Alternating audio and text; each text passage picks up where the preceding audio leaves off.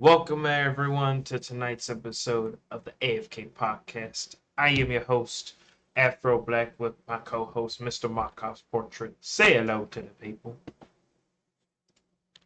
Howdy, howdy. Beautiful. We got quite a few articles to go over, so let's go ahead and just jump right into it. First up is apparently there's been some new info about Gear 6. Since the Xbox 360 era, the Gears franchise has always been welcomed with a great ideal of positivity. The Coalition is said to have been working on Gears 6 for a while, and anticipation for the next game is steadily growing. Not much has been revealed about the game, but a recent leak has been hinted at an exciting new direction for the series. According to a report, Gear 6 might utilize an open world formula for a fresh take on the series. Why it matters is the Gears franchise has become one of the biggest Xbox IPs since the days of the 360, making each new entry a significant release for the console platform. The latest leak comes from Nick Baker, a popular leaker who has accurately reported on various leaks in the past. During the recent Xbox Era podcast episode, he said, Gear 6 is a little bit further along than some might think, and there's a strong possibility that it may be a full open world game. Um, the possibility for it being fully open world was previously discussed when the Coalition switched to Unreal Engine 5, which has claimed to enable higher quality visuals, larger and more interactive settings, and more. Gears has traditionally focused on a linear campaign, but Gears 5 delved a bit into the semi-open world format, allowing players more room for exploration than previous entries from the series. How do you feel about that, Carter? You a big fan of Gear 6 or Gear 6 possibility? I haven't really played any Gears game as the resident non-Xbox haver. Fair. Um, I don't know. Campaign-wise, it seemed to work out okay for Halo Infinite. So if it can work out well for Gears while also not sucking ass on every other front, I don't see it as a particularly bad thing. True. I can agree with Open that. world's kind of stale, but there's a lot of people that are starting to kind of push that medium forward with shit like Zelda and like I said, Halo Infinite got pretty good reception from the campaign. Yeah. I don't know. I guess we'll have to wait and see. Fair. Gears 5, I played through that with Philip, and I don't know, it was a fun campaign. It wasn't terrible. Yeah. You could have up to 3 players, but it was kind of awkward because you had to play as a robot if you were the third person. So you were mainly like a support role, but I don't know. I think they included the robot enough to make it bearable. Um, as for full open world, I think you already said it, but the the genre of like style of campaign has been kind of oversaturated, and to be honest, a lot of company has just kind of fallen flat on their faces with it. But I mean, they seemed to be testing a little bit in Gears 5, and it was all right. It wasn't anything too crazy, but I mean, it did the job. It was okay, but if they're going to do a full open world, they may want to actually start looking into more ways to make the open world environments more lively, because in Gears 5, from what I remember, the environments were mainly just that, environments. Like they had no animals, no enemies, no loot really, as far as I remember, nothing crazy, so it was just kind of useless. It was more just like a travel simulator versus anything. Well, and as far as open world shit goes, I think we're past the point of it being excusable for there to be giant swaths of nothing. Yeah, exactly. Like I said, both of the last two Zelda games have jam-packed every fucking square mile full to the brim of shit. You've had stuff like Elden Ring. I just there's really not an excuse for there to be. I don't know. I don't know if filler space is the right phrase, but I don't think that would be open. a bad thing to name it filler space.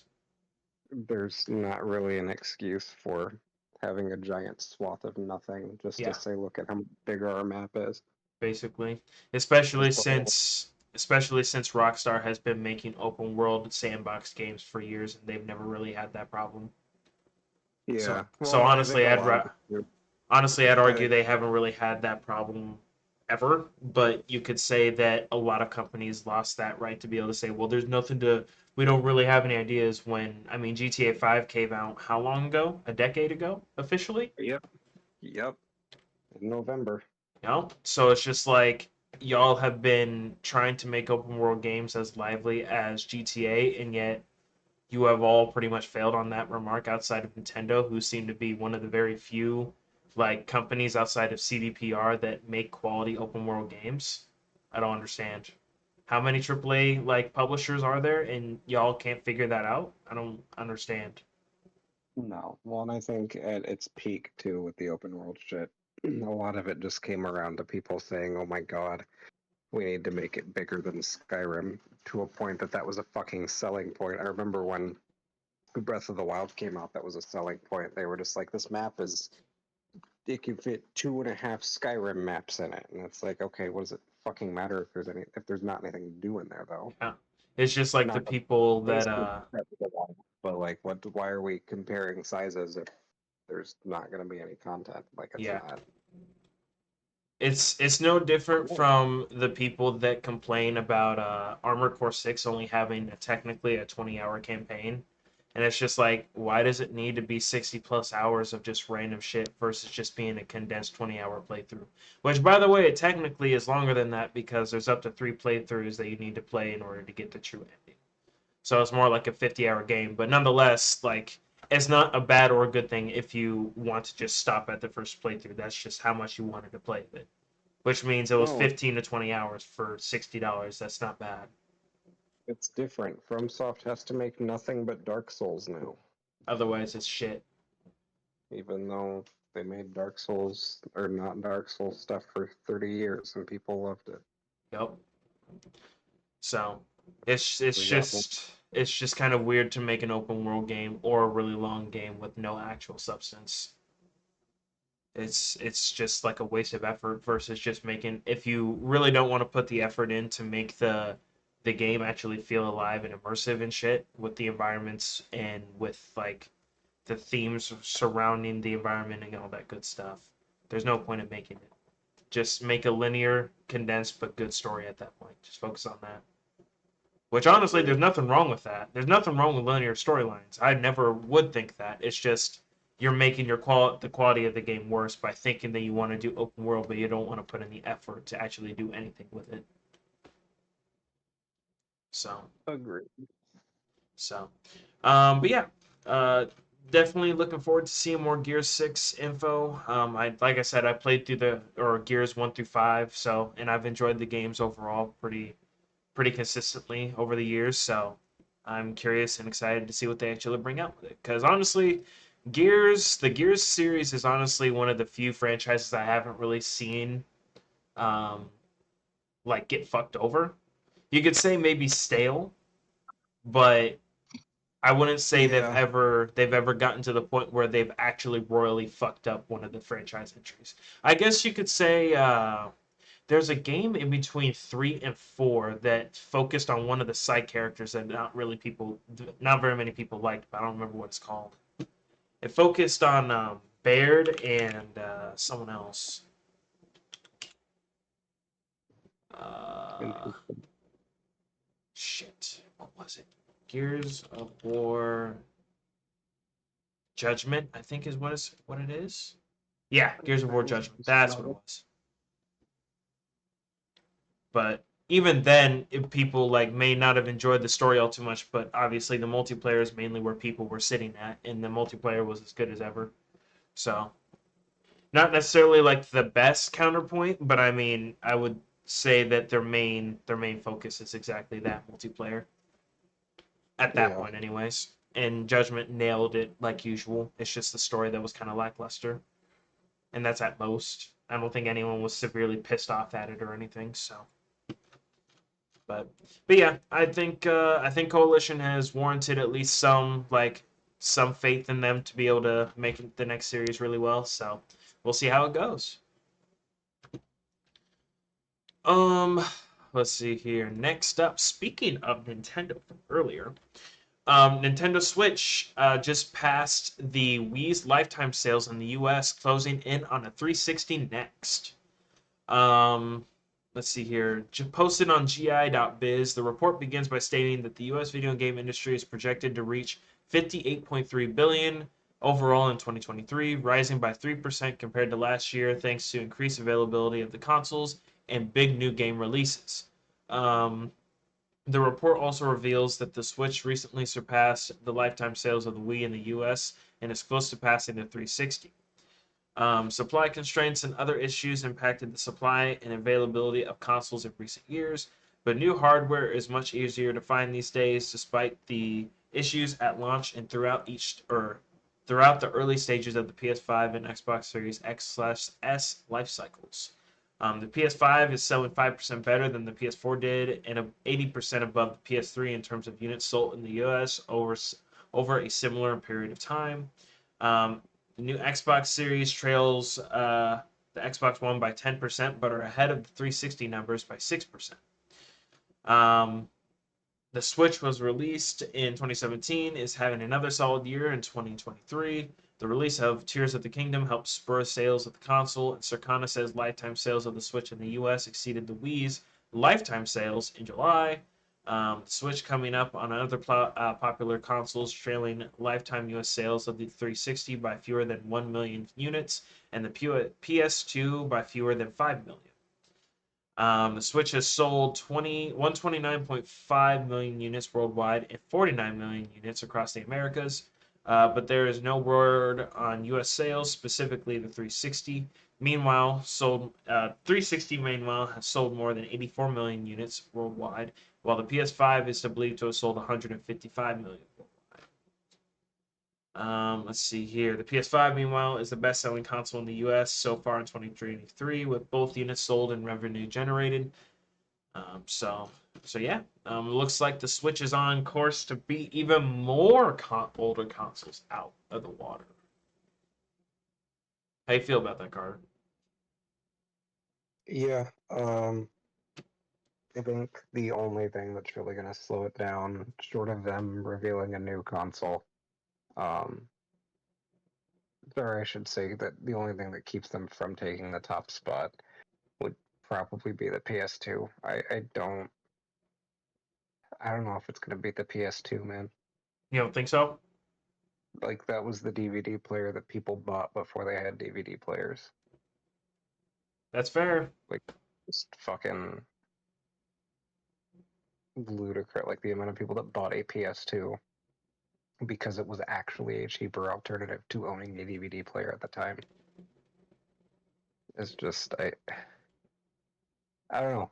It's not to say that I don't want it to, because it's a great console and it's got great games on it despite its flaws. But You don't think it's like land shifting enough to be able to warrant beating out the PS2? with where the landscape is at currently, I don't know if it has enough gas left in it That's before the fair. next console comes out. It has been 6 years, Yeah, so I don't and know. actually, I feel like I say this, so I'm just moving the goalposts because every time I say this, they announce the next big slew of games. But after Mario Wonder comes out in October, I really don't know what else they'll have. Like, yeah, I guess we're getting like the Mario RPG remaster, and we're getting like Luigi's Mansion ports, and they've confirmed that they're working on a Princess Peach game, but like, there's not anything brand new that they have in the pipeline after October. I see. Yeah, I can understand that. I do think that the Switch has made some insane amounts of sales considering how old it is and it's still like selling plenty of units worldwide. But um, my thing is, especially since Carter brought it up, is that PS2, like he said, was basically a cheaper alternative to the DVD player. In other words, families had more than one reason to get it, versus the Switch is mainly for obviously video gaming. The PS2 could have been used for literally a DVD player or for games, or either or, depending on what your family wanted to do at that moment in time, which definitely like kind of jumps up the priority of getting one, even if you don't plan on using it for anything but a DVD player.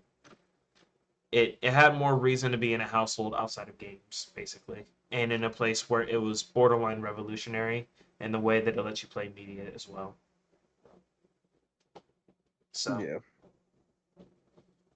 but yeah, I can agree with that. I don't think that the Switch has a lot of like a very high percentage of beating out the PS2, but considering how many consoles it's beat out or just rivaled, considering the performance handicaps and shit that it has, I think it's pretty impressive. So even if it doesn't beat the PS2, I do think that it deserves enough accolades to become a more iconic console. So, so yeah, that's pretty cool. Um, let's see. Moving on to the next article. A little bit of Starfield news.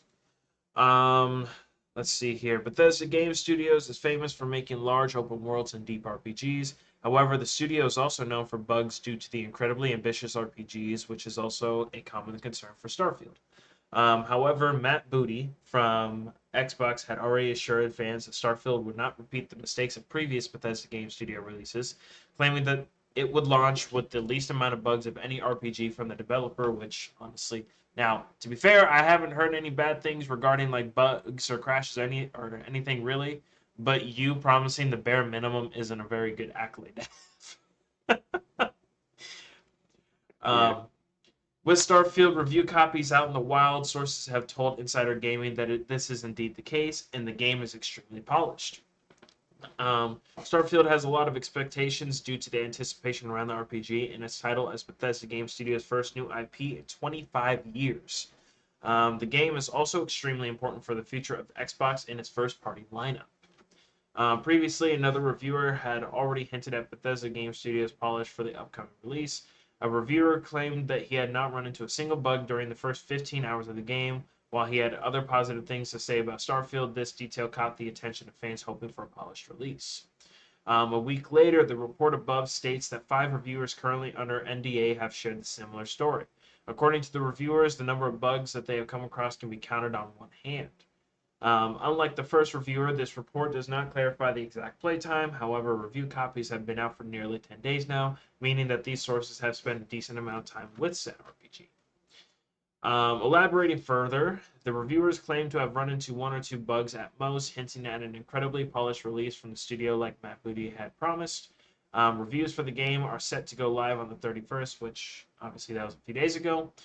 So audiences will not have to wait too long to learn about more about the state of the bugs in the game. Following the reviews, Starfield will also be playable for early access users the very next day, with the full release scheduled for the 6th. To clarify that for people that didn't know, you could buy the $100 version of Starfield on I think console or Steam. Steam is where I seen it because I'm a PC player, and you could actually get up to 5 days of early access. Um, Yeah. so that was a pretty neat little detail. Me personally, I'm not trying to spend an extra like $35 or $40, honestly, including tax, just to get a game a couple days early. That's just me personally. It did have other benefits, obviously, but that was probably the main one that people were like setting their eyes on outside of like the story expansion pass. But yeah, I'm also not going to tell people that they shouldn't get it because I mean it's their money. And also, from what I've heard, it hasn't really been a terrible experience so far. So, how do you feel about that, Carter? Bethesda having their most stable game ever. Thank you for doing the bare minimum. Thank you, thank you, appreciate it. Thank you for not letting me see starships that are floating vertically across the sky after I landed. Thank you for not letting the NPCs that are very important just sink through the floor and making it possible for you to continue the story and reload a save. So, Yep. on a more non-sarcastic note, that is good. I'm glad that they're finally learning from their mistakes. However, I don't think it should have taken them 2.5 decades to learn that. I'm glad that this experience is not fucking terrible for the day oneers or day zero, like negatives, I guess you could call them as well. But at the same time, it's like I said, it shouldn't have taken 25 years for them to make a stable game. That's just unrealistic.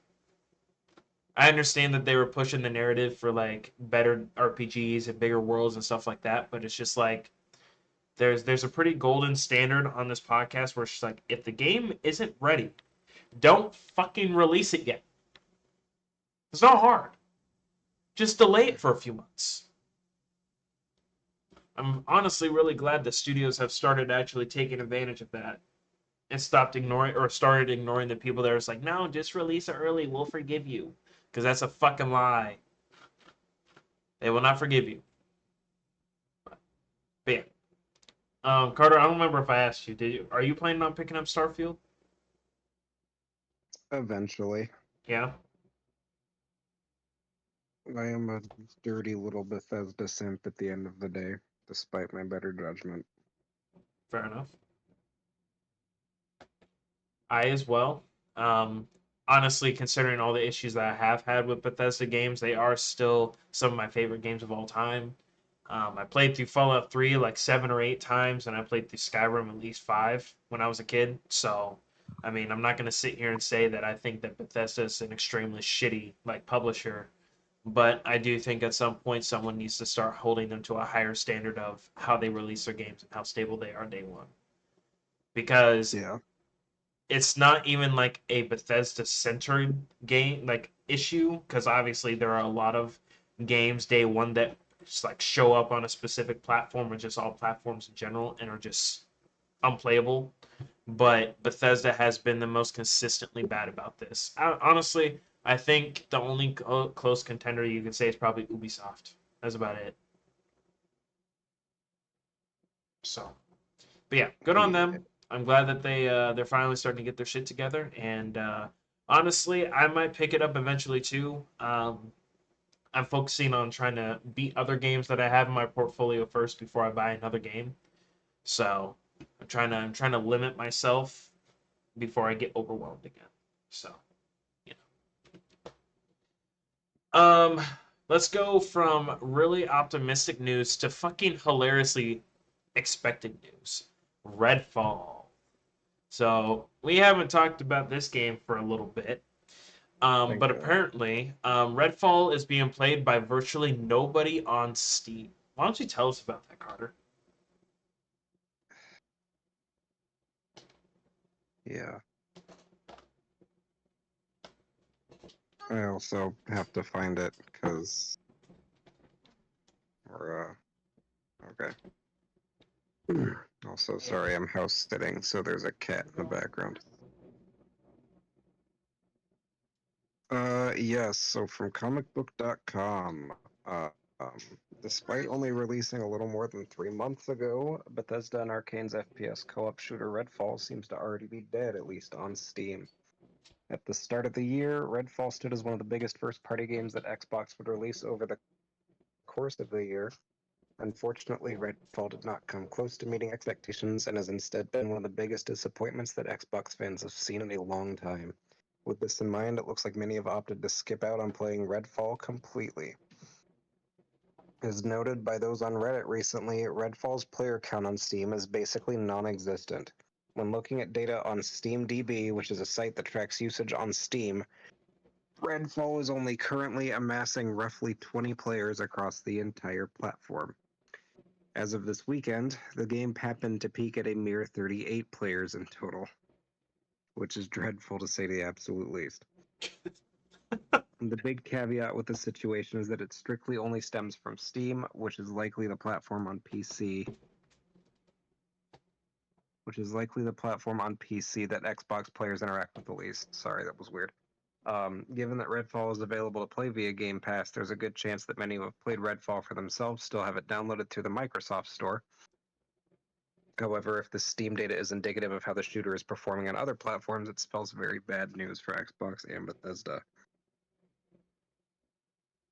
In light of Redfall failing to meet high expectations, Phil Spencer has not avoided the criticism that has been aimed at the game. Stated in an interview not long after launch, Spencer said that he hated to disappoint Xbox fans with the game and noted that reviews for the title turned out to be much lower than anticipated, which is something that Spencer said those within Xbox have to take accountability for.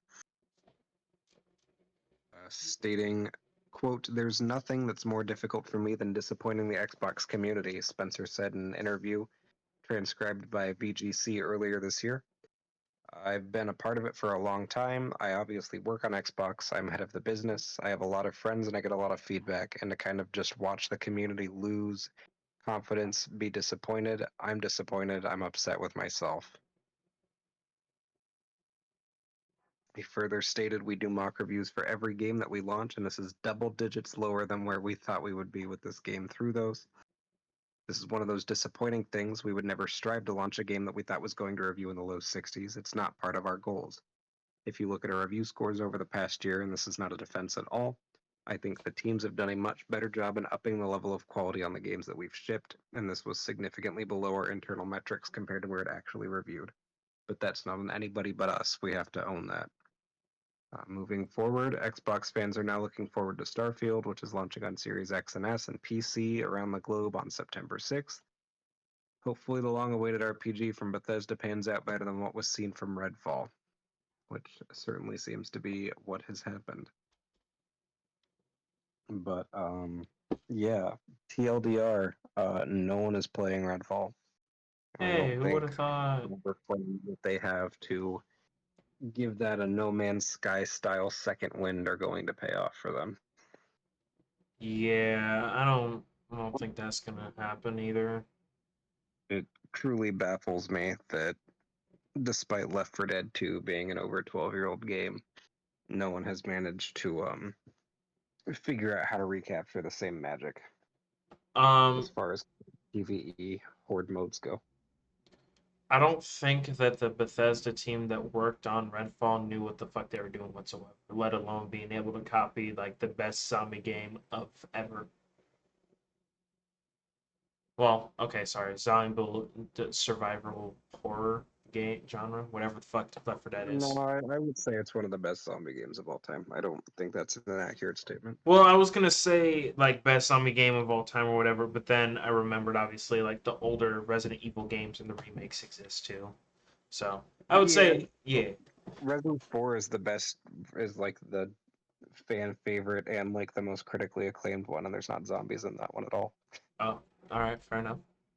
So But yeah, like I don't even think that we should even have to come close to having to compare it to Left 4 Dead or Left 4 Dead 2 before like I don't even think it really even got off the ground. It barely did. It crawled and even stand up. it was dead on arrival. Like it got shot in both legs, like straight out the room.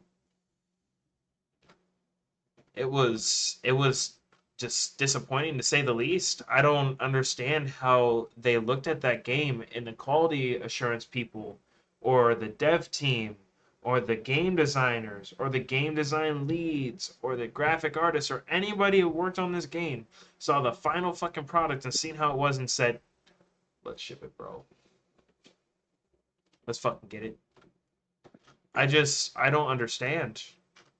Like that's just such a sad state, especially for like I won't even say for modern day quality like standards. It's just in general. Yeah, That shit wouldn't have flew 10 years ago, let alone now. yeah. People used to make it like this is probably just as bad, if not worse, than Duke Nukem. I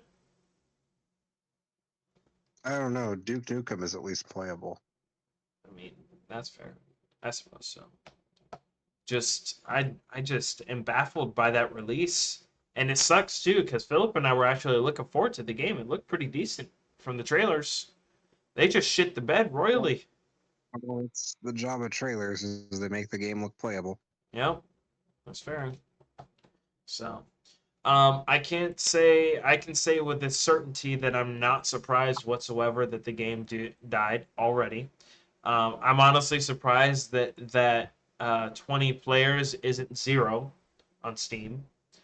Um, and I figured that the only people that were going to be playing this game were people that got the game free or it was already on Game Pass and they were incredibly fucking bored and or Yeah, drunk and no, wanted to even if make it fun of was it. something on a platform.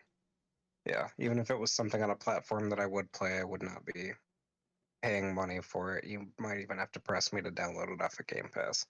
Exactly. It's just like the game was just so incomplete and bad that it just wasn't even worth to download it to even give it a shot yourself. Even if it was free, even if someone had bought it for me, I would have been like, nope, I'm okay. I'm okay. And it sucks because the premise was solid. Just very to say it was bad execution is like an understatement. So I don't know. Yeah. It just seems to me I will be surprised if this game even gets a sequel down the line, like years to come. I think that this series, unfortunately, will never take off, and I don't think we'll see even a reboot or a remaster of this. Um, so, dead IP, dead idea. Good luck next time. So, some quick things Make Dishonored about. 3 and we'll all forgive you. Wait, what'd you say? So just make Dishonored 3 and we will all forgive you. True. I'd take another Dishonored. Or Prey 2, but I feel like the Prey I'd take a reboot Prey flopped game. in sales sucks because it was awesome. Yeah, it does suck actually, because I played through the game and it was really awesome. I enjoyed it. The little roguelike mode that they made for it was way better than it had any right to be. I never tried it, but I did hear it was pretty solid. Fucking awesome. Um, let's see here. Moving back a little bit to PS5 or PlayStation slash handhelds. It looks like we got some more key details about the PlayStation Portable, the handheld that we talked about last week. So play anywhere is one of the big things. Remote play allows you to connect your PS5 to connect to your PS5 anywhere there is a Wi-Fi connection. This includes your home Wi-Fi or a Wi-Fi connection across the globe. The connection needs to be a minimum of 5 megabytes, but recommended speed is 15. It looks like the screen will support 1080p picture at 60 hertz. The screen has a vibrant 8-inch liquid crystal display with full touch capabilities. The PlayStation Portal has support for direct connection wired headphones.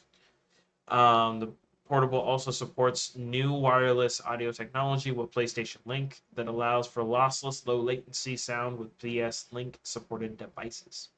You will need a PlayStation Link device like the new PlayStation Elite or Explore headsets for wireless audio.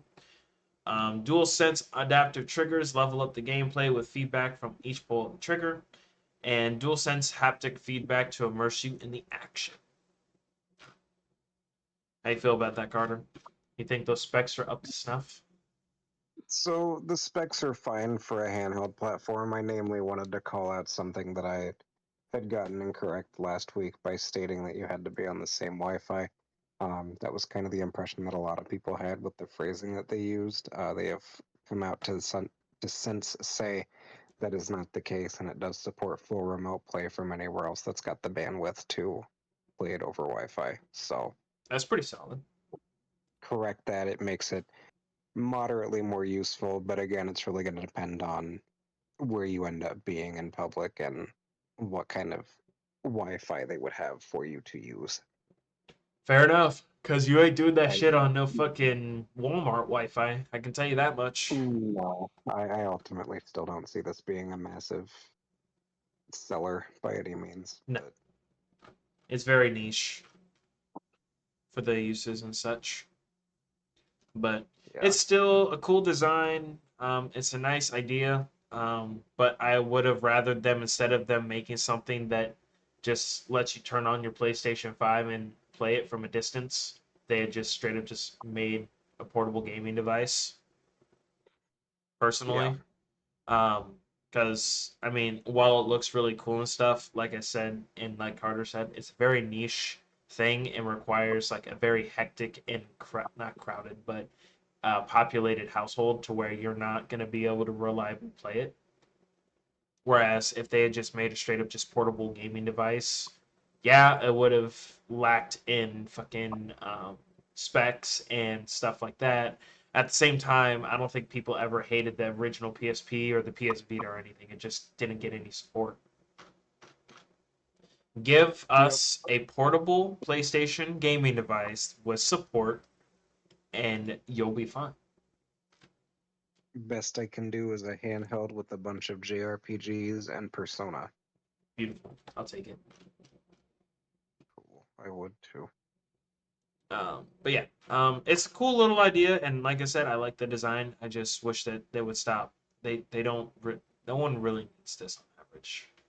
It's just one of those things where you go would have been better off just trying to cram some more hardware into it and making a portable gaming console. So, but yeah, I just wanted to bring that up really quick. I thought that was cool for the little specs and details and such. So, Yeah. um, moving on to more sad news. Developer Mimi Me has announced. Wait, hold on. I think this is the wrong article. That what I mean when it comes to sad. Weeks after releasing an acclaimed game, a 15-year-old studio is shut down. After the well-received Desperados 3 and Shadow Gambit games, Me is calling it a day in the risky and demanding gaming industry. Let's see here. Why is this cut off? This is annoying. Can I refresh this and it'll go away? Maybe? Okay, cool. Um, the developer has announced that Shadow Gambit: The Cursed Crew will be its final game, as the studio will be shutting down over the next couple months. In a big blog post, the studio explained that a variety of reasons led to its decision to close up shop, with the increased financial pressure and level of risk in producing a video game being a big factor. As the developer explained, crafting any video game requires an extraordinary amount of energy and passion, resources that ultimately pull developers away from their loved ones and families. Making these games was amazing and extremely taxing at the same time. Reaching the level of quality that Mimi strives for is hard and requires focus and dedication. Studio founders Dominic Abe and Johannes Roth wrote less than 2 weeks after the launch of Shadow Gambit. Um, we also have to acknowledge that our future production costs are growing faster than potential revenues of our game. The increased financial pressure and level of risk became unsustainable. Um, Additionally, whenever our games got close to release and were finally fun to play, a new fight for funding for the following project started, making this a continuous cycle.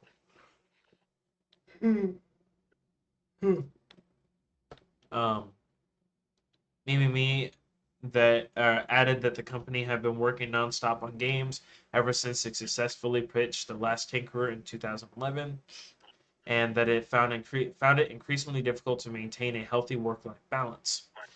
We never expected this would be how Mimi ends, but even one of us were to break down, fail, or burn out, the situation would escalate quickly. Ultimately, managing a production on this scale in combination with an extremely competitive market proved to be too taxing for us. Um, Shadow Gambit will still see post-launch support, as Mimi added that it's working on a patch across all platforms and will have a big content drop arriving later this year. Employees of the studio will be supported as Mimi's management leverages its industry connections to find suitable new jobs for its staff. And thanks to the sales of Shadow Gambit, employees also have been paid a bonus during this transitional period. Mimi's other games include Desperados 3, Shadow Tactics, Blades of the Shogun, and The Last Tinkerer, City of Chaos. Mimi's final game launched to generally positive reviews, receiving a 9 out of 10 in GameSpot's Shadow Gambit: The Cursed Crew review. Um, the game is through and through a delight, Steve Watts said. The inventive settings, swashbuckling, macabre tone, an enjoyable cast of phenomenal characters, and a compelling gameplay loop all come together for a uniquely satisfying, stealthy strategy experience. I can not only recommend it, but I truly hope it's the start of a franchise so that I can spend more time with me babies. Womp womp. Womp womp womp, indeed. Personally, I've never played any of their games, but nonetheless, that does suck seeing another studio that seemed to have been passionate about games unfortunately shut down due to rising costs. Um, it seems like it's getting more and more difficult to be outside of like a AAA publisher's grasp and be able to play or make quality games without basically bankrupting yourself. Um, I'm gonna give them kudos though for them helping out their workers and stuff like that, help them find new jobs and such, and also giving them bonuses as they should be, considering how much work and how much passion they put into the projects. Even after finding out that they're probably gonna lose their jobs. So, so yeah. Agreed.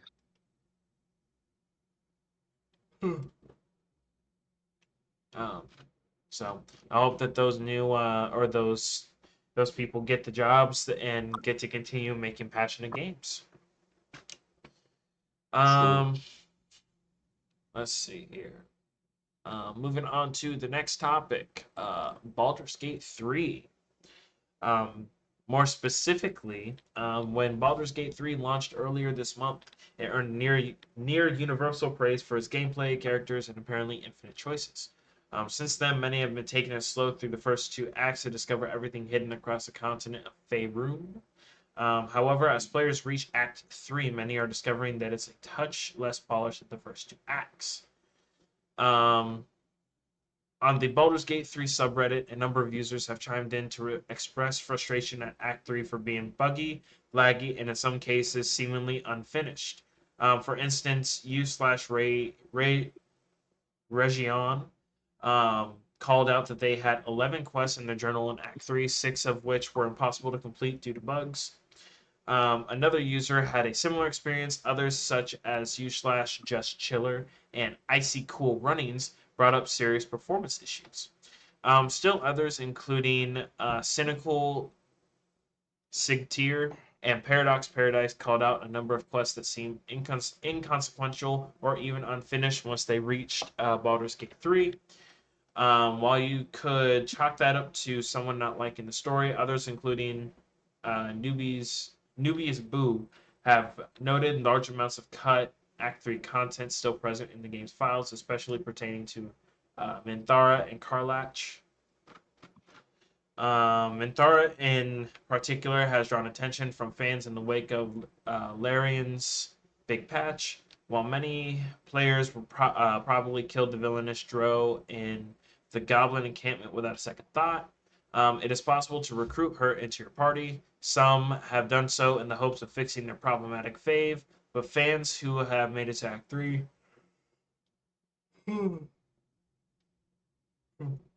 um, have noticed that Minthara's quests and dialogue are a little thin. People say she was supposed to get fixed in this patch, but she still feels buggy. If I'm being honest, I don't think they planned her out at all. I think so much has been cut, and overall, she is just a missed opportunity. She is vacant in all of Act 3 and Act 2, just not well done in the least. Um, let's see here. Minthara is quite surprisingly an incredibly layered character for someone who dies in 90% of runs. It's just unfortunate that her character progression can't go that far because despite her straight shooter attitude, she is extremely nuanced. What could have been another fan lamented. IGN has reached out to Larian Studios for a roadmap for potential future fixes as well as comment on updating characters such as Minthara. How do you feel about that, Carter? Uh, I mean, I haven't gotten past Act 1, so I haven't come across anything, but I'm kind of surprised with the amount of time people have sunk into this game that it's taking as long for these to kind of come out of the woodwork as they have. Yeah, Um, I mean, I'm still obviously glad they're fixing it, and they seem pretty committed to making it kind of the definitive D&D campaign. So hopefully they can make it as solid towards the back end as the front of it is. true. Um, I myself do not have Baldur's Gate 3, but I was one of the many that was talking about its praise and such. And I hope that they do fix this because despite Act 3 supposedly being feeling unfinished and stuff, I do believe that their developer, Larian Games, or whatever their name is for the studio, is committed to the project and is fairly passionate about the game. So I just hope that they, nail this sucker down and prevent it from getting out of hand. and that people can just move past it and keep giving it really good praise. Yup. So, but yeah, so I don't think that they have, as of right now, any like super hard stuck plans on putting out patches and stuff like that. So I guess we'll have to wait and see what happens with it. Yup. Moving on to Diablo 4 news. Mm. Why don't you tell us about this gold and XP boost promo set going on, Carter? I don't want to. Diablo 4 is getting its first XP and gold boost promo weekend. This weekend started on September 1st and is going until September 5th. All Diablo 4 players earn XP and gold at a plus 25% increased rate. This bonus applies to both Season and Eternal Realms and all world tiers. Starfield's early access also kicks off Friday, September 1st, ahead of its main launch on September 6th. So, the intention behind this, I understand. Like, get them back into the loop, get the people back that left when season 1 started. I get that. You guys have reverted most of the changes that you've made. You're committed to improving the core gameplay loop beyond what it is at currently. That's fine. What's not fine to me is when you go out of your way, knowing full well that you are going to be doing the first weekend of double XP to bring people back in. The same weekend that arguably one of the biggest games of the year, it's not even arguably, one of the biggest games of the year, is also coming out during that exact same fucking window that you are doing the double XP weekend. That is,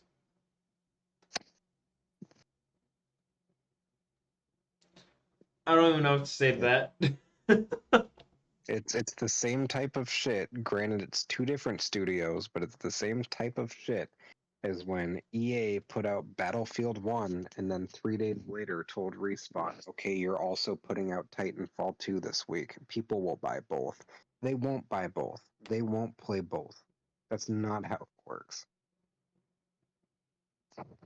You burned a bridge. You have started to put the pieces back together, but you decided to start rebuilding that bridge right after a hurricane and right before a second hurricane. Like, I don't understand who looked at the calendar, because presumably someone at fucking Activision at Blizzard knew that this game was coming out when it was coming out. Like, nothing about this was a surprise. I just, I don't understand. Like, even if you pushed it back a week, so on, you're not fighting against the fucking launch window. Push it back a week, push it back 2 weeks. Fuck, push it up a week. Just don't put out a double XP weekend and attempt to get your player base back the same week that one of the most beloved video game companies of the last 30 years releases their first IP in 25 years, or their first entry in a new IP in 25 years. You don't you don't do that. No, that's I can't tell if that's just ridiculous amounts of arrogance or if like they just straight up just did not think of it. It would be like if in 86 Nintendo said, "Hey, we're putting out the NES, we're putting out the first Mario Bros game." And then like that same week Atari was just like, "We are also going to put out our new Atari console the same day that this Nintendo console comes out." Like, that's what you're doing.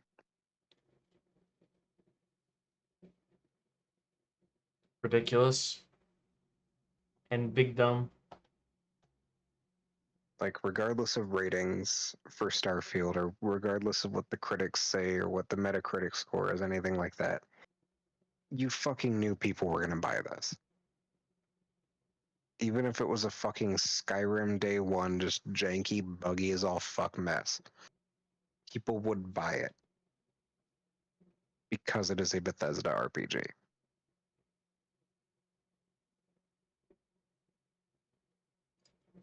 Yeah, I don't get it. very much so. Um, yeah, I don't know really know what to do or say about this whole like decision making situation. Um, my only assumption is that they seen that it was coming out so soon, and they were just like, you know what? I think we can compete. Let's fucking launch it right now. Let's fucking do it. Like, for PlayStation players, sure, that's fine. They don't have Starfield, but if 2/3 of the platforms that your game is out on, it just doesn't make sense. No, no, it It does not. doesn't make sense. No, it Like, does not. PlayStation is the only fucking console out of the big three that is like not getting Starfield and will have a slight advantage as far as, oh yeah, there's a chance that people jump on and play this. Yeah, I don't think they really thought this one through. Kind of a goober mistake, if you ask me. Diablo 4 in stores now. Buy it today, you fucking mouth breather. Basically. But yeah, I guess we'll see how badly that backfires in Blizzard's face, and you'll be able to hear it straight from us, so we can laugh at them together. Yahoo. Yahoo, Yahoo. Moving on to the next article. Bandai Namco Elden Ring success will truly widen Armored Core 6's audience. Publisher says sales expectations are not on par with Elden Ring, but believes new title will break series records. Um, Elden Ring's success has paved the way for Armored Core 6 to launch on a much bigger scale. Bandai Namco has told GameIndustry.biz. Talking to us at Gamescom, Bandai Namco Europe CEO Arnaud Muller mentioned the publisher's heightened ambition for Armored Core 6 Fires of Rubicon releasing. Obviously, it's already released, but tomorrow, as of this article. He attributed his shift in expectations for it to a combination of From Software's increased popularity following the incredible success of Elden Ring and the developer's accumulated experience leading to a new dimension for Armored Core 10 years after the latest entry in the series. This is an opportunity for us to truly widen the audience of Armored Core games, Muller told us. My ambitions are not on par with Elden Ring, but our ambitions are way bigger than the previous Armored Core games. He continued, thanks to Elden Ring's From Software has become a seal, a guarantee of quality, and therefore people will see the Metacritic of this game is great. That is challenging but very rewarding. I want to try that game. The reviews started appearing online during our conversation with Bandai at a Gamescom booth, which Armored Core 6 currently sitting at a very positive Metascore of 86. This is a big step up in this franchise, Muller said. We are not going to be able to match Elden Ring numbers, but we will have, or but we will way surpass that what Armored Core previous games have done. He added, we have a great game in our hands. The gameplay, the battle system is very loyal to what From Software fans are used to, so we really want to take this IP further in the relationship with From Software. My expectations is that people will have discovered their game via Elden Ring will enjoy Armored Core. How you feel about that, Carter? Uh, I mean, yeah, it makes sense. I think Elden Ring kind of turned from soft into a household name, so it makes sense that they're going to see some bolstering from sales in their future titles based off of that. But I also don't see something that is coming out as the sixth entry in a series is necessarily going to shatter records to the same extent. But I Fair mean, enough. critically, it seems to be doing pretty well. I have every intention of picking it up at some point. So,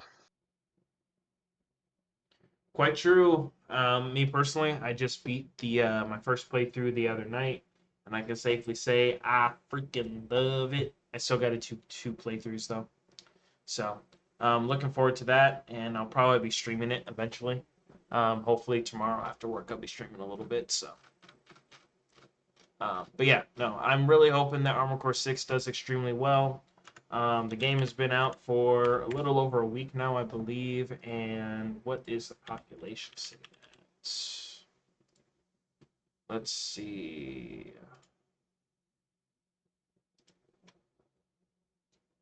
Population is sitting at 45K, so it's not doing too bad. um, It's pretty solid. So we'll definitely have to see how it does in the future. And honestly, I wouldn't mind seeing a DLC or two for this game because the campaign is fun, it's challenging, um, and highly encourages borderline mandates you to change up your playstyle to in parts to figure out how to beat a boss or an area. It's really fun. So I definitely recommend the game. Um, let's see here. On to the next article. Um, retro inspired indie game Sea of Stars sold 100,000 copies on its first day. Carter, you absolutely love indie games. Why don't you tell us about this too? I do. I love indie games, and I love the studio that made the indie game, as well as the universe that it is set in. So Sea of Stars, it is made ads. Hang on. It is inspired by the RPGs of old, so like Chrono Trigger, classic Final Fantasy, Golden Sun. Just kind of a love letter to that. But it also takes place in the same universe as another game that I love of a completely different variety called The Messenger, which is a absolutely slept on Metroidvania game that is just fantastic. I am very glad to see that this studio is 2 for 2 and pumping out absolute bangers. Um, one thing to note with that number is that is the amount of copies that it has sold. This game was a day one launch on both Game Pass and PlayStation Plus. Oh, So, in spite of being on both the major streaming platforms, or not streaming platforms, but game subscription platforms, it has still managed to sell 100,000 copies on top of the people that are playing it off of that. that's pretty good. So, for an indie RPG that doesn't really have any kind of namesake behind it as far as like brand recognition goes, um, that's fucking crazy. I hope this is the beginning of them building a universe proper out of this because I haven't played it yet. I have it downloaded, but I haven't started playing it yet to know how they're connected. I do know that's part of what they've pushed in the marketing as far as it being set in the same world as the Messenger. So I'm curious to see how much that actually plays into the plot of this game and just how everything works. But I'm hoping that it's something where over time we kind of see this universe continue to grow. Fair. Because for them to have it in the same universe and have a game as drastically different stylistically as this is from a side scroller hack and slash Metroidvania game, it's kind of crazy. And piques my interest a little bit in that regard. Can't blame me for that. The artwork on the thumbnail looks pretty solid too. Well, it's a gorgeous game, gorgeous looking game. Gorgeous, beautiful. Um, but yeah, I hope that they keep seeing success. That's all I got to say about that. Let's keep it going, dog. Keep the W's coming. Um, let's see here. Nothing too crazy. Another quick Bethesda thing. I think we have a couple more, but one of those things would be that apparently Elder Scrolls 6 has finally moved out of the pre-production phase and is entering into early development. So that's pretty cool. We're not. Hopefully next year we'll see something more than just like a flash of letters that says Elden Ring 6 or Elder Scrolls 6, um, and some mountains in the background. That'd be cool. So yeah, that's I all I. don't think we will, You but don't think so? How long do you think it'll no. be before they have like at least a teaser trailer going? I think we'll be lucky to see like alpha footage in the next 3 years. Okay, that's the timeline that I was thinking in my head. Yeah, no, I would say alpha footage in the next 3 years. Actual release probably like 7 or 8. I can see that. But yeah, so now we can officially start, twiddling our thumbs a little bit quicker, just like please, please release, please. Um, let's see here. Moving on to the next article. I think we already talked about this a little bit, but this article delves a little bit more into the Xbox Series S and X sales being behind about 10% compared to the Xbox One in the US. We talked about that earlier, so I'm not going to delve into it. If you guys want to read the article, of course, they'll always be down below in the description. Um, Next thing is apparently for Starfield, Bethesda has skipped multiple review codes for outlets. Bethesda sent the Starfield review codes to multiple outlets almost 2 weeks ago, and since the review embargo is scheduled to be lifted tomorrow, fans are excited to hear what the critics have to say. However, Bethesda has acted quite oddly while dispersing the Starfield review codes, skipping over a number of major outlets. Starfield is a massive game that has garnered attention from the entire industry, making it odd that Bethesda did not provide review codes to so many outlets. Um, with less than 2 full days left before the review embargo lifts, outlets like Eurogamer have come forward to inform viewers that the Starfield review will be released later than usual.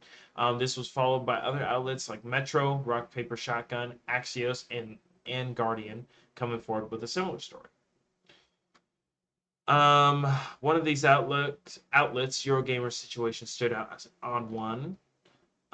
Digital Entry, a Eurogamer partner who also publishes stories on the website, was given a review code and specifically instructed to not share with anyone else at Eurogamer. The outlet received a review code shortly after they wrote about it yesterday, and Rock Paper Shotgun has also been promised a review code. However, this still means that such outlets will be unable to publish reviews immediately after the embargo. This situation has caused confusion among fans and critics.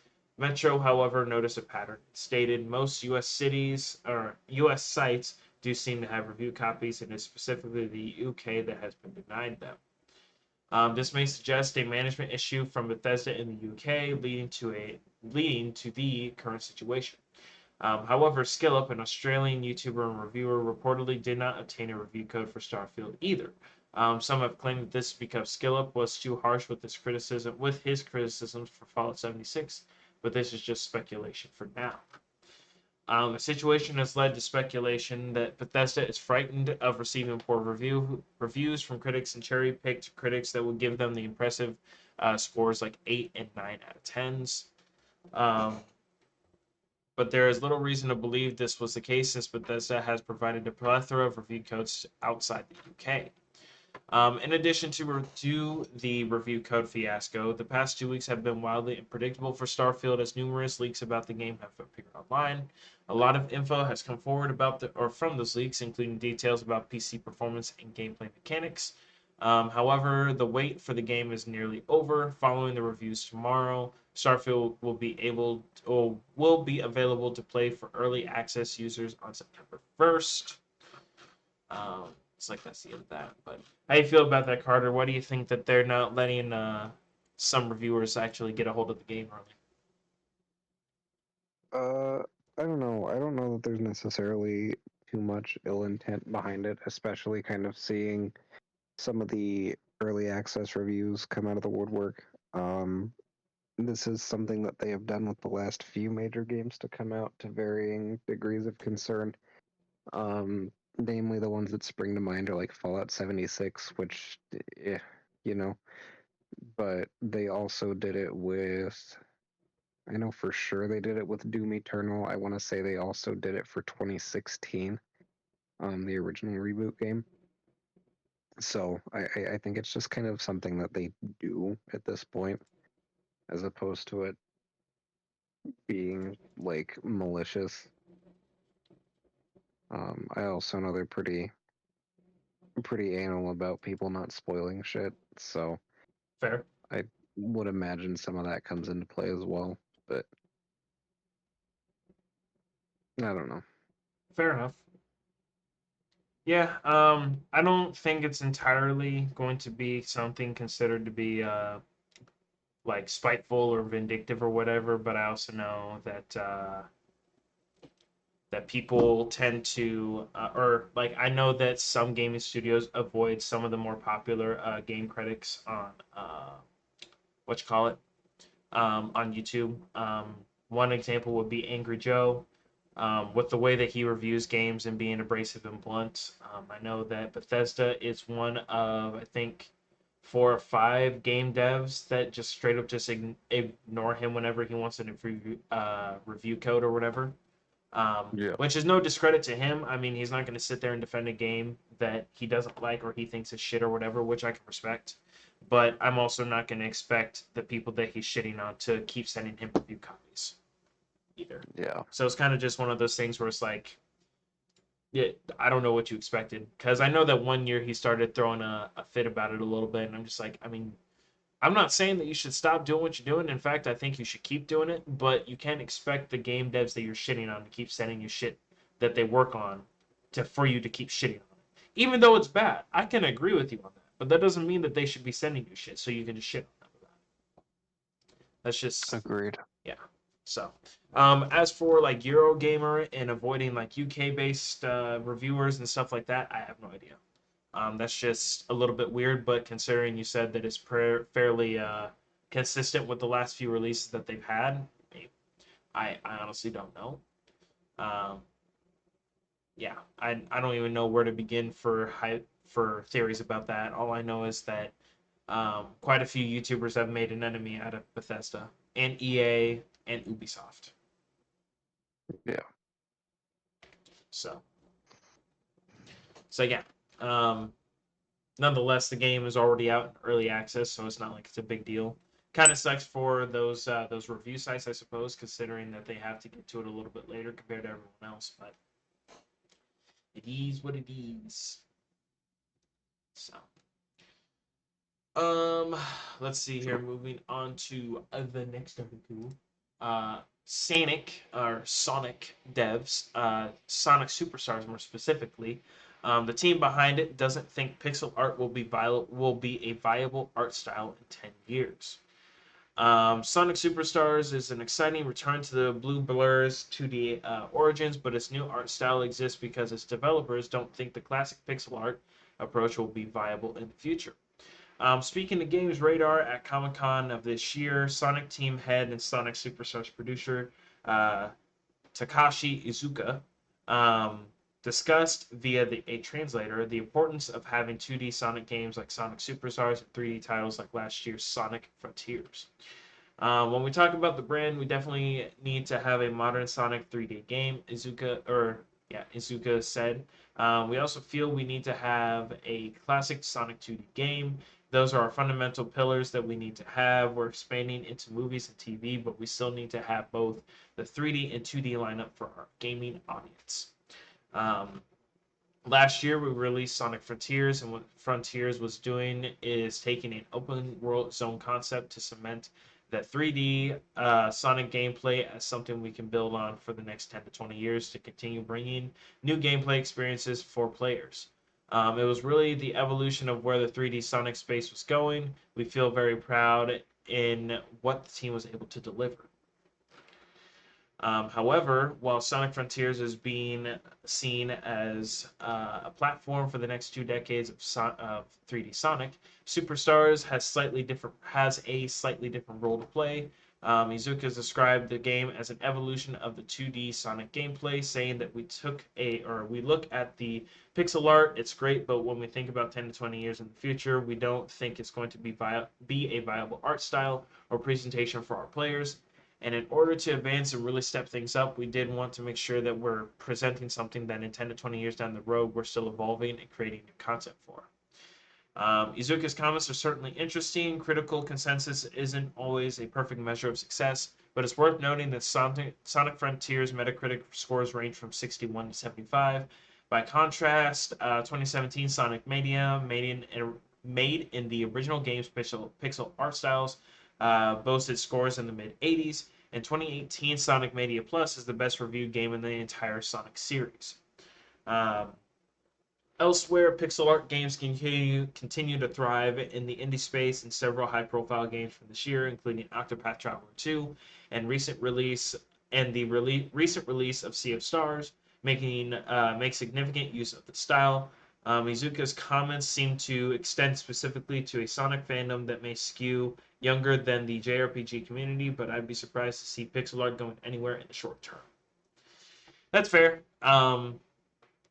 I would say that you can't really judge necessarily how people are going to interpret like gaming art styles 10 to 20 years from now based off of games that are older than the current one that they're already working on, doing better than the current 3D style.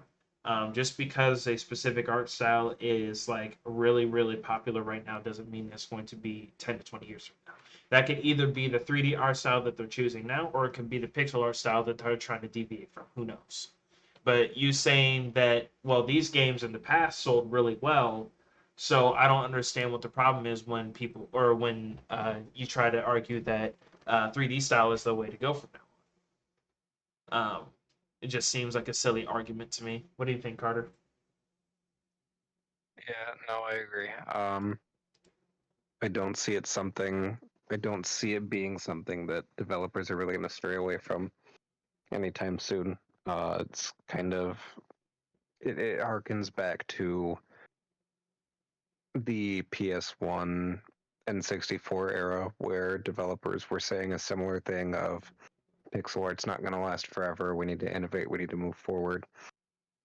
And while that was true for a little bit, I think in doing so, moving away from that actually managed to date their games a lot more than people sticking with the pixel art did. Um, I don't necessarily know that we're at a point now with how far both of those have come. It's going to be very hard to make anything look as dated as it did back then, but to completely write it off saying that it's not viable, I think is kind of spitting in the face of your own legacy since you Yeah, literally started out as a 16-bit game. yeah.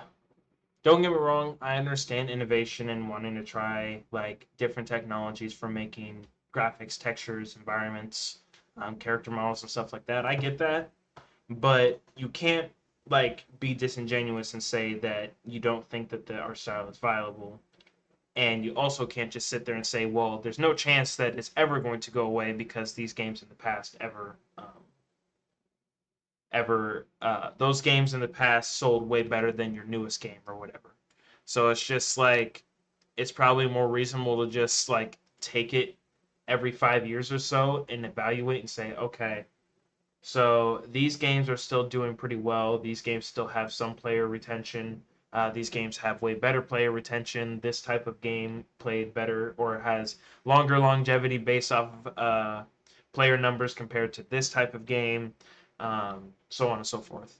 It's just one of those things where it's just kind of like a useless comment to say that a specific art style is going to go out of either out of style or just become completely just non-existent. Because honestly, I can't see pixel art styles ever going out of interest completely. There's going to be dips in it, obviously, but I don't think it's ever going to just go away, and people aren't going to care about it. So, Agreed. so yeah, I don't know. It's just kind of like one of those weird predictions that I don't think will be relevant from 10 20 years from now, personally. Agreed. Yeah. So, let's see here. So, moving on to the next one. No, I don't care about KFC. Borderlands, one of the best series to ever come out, according to Mr. Markov. Apparently, there is going to be a complete Borderlands collection announced. Third game also coming to Switch. Borderlands Collection Pandora's Box is coming to Xbox One, Series XS, PS4 and 5, and PC via Steam on the 1st of September, so it's already out. While Borderlands 3 Ultimate Edition for Nintendo Switch will follow on the 6th of October. The former includes all 6 Borderlands games: Borderlands 1, 2, pre sequel, Tales from the Borderlands 3, and New Tales from the Borderlands, plus all their DLC in one bundle for the first time. Um, the digital only collection has a suggested retail price of $149.99, but 2K says it will be available for a discounted price of $59.99 for a limited time.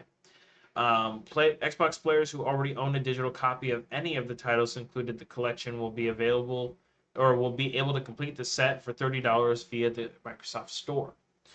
PlayStation players who own the physical or digital version of Borderlands Game of the Year Edition or Borderlands The Handsome Collection for PS4, or a digital or physical copy of Borderlands 3 for PS5 or 4 will also be able to complete the collection via a $30 upgrade available in game. PC players who have previously bought a digital copy of any game in the collection will only pay for the content they don't already own, with an updated price reflected on the Steam page for Borderlands Collection Pandora's Box. Borderlands 3 Ultimate Edition for Switch will cost $59.99 and is available for pre-order now. It contains the base game, which was released for PC and other consoles in 2019, plus all of the game's DLC and bonus cosmetic packs. Borderlands 3 is 4 fucking years old. Yup. Holy shit. Yup. That's crazy. Yup. Goddamn time flies. Okay. Um, so Borderlands Collection Pandora's Box leaked last month when it was classified by South Africa's Film and Publication Board. Those contents were only confirmed today, or as of this article. So, all right, what do you think, Carter? Do you think we really needed another big ass Borderlands bundle? For those who are looking to get their feet wet, I think you could do a lot worse, especially at the introductory price. $60 for 6 games is pretty banger. Not Fair gonna lie. enough. Especially with 1, 2 pre-sequel and the first Tales game being in there.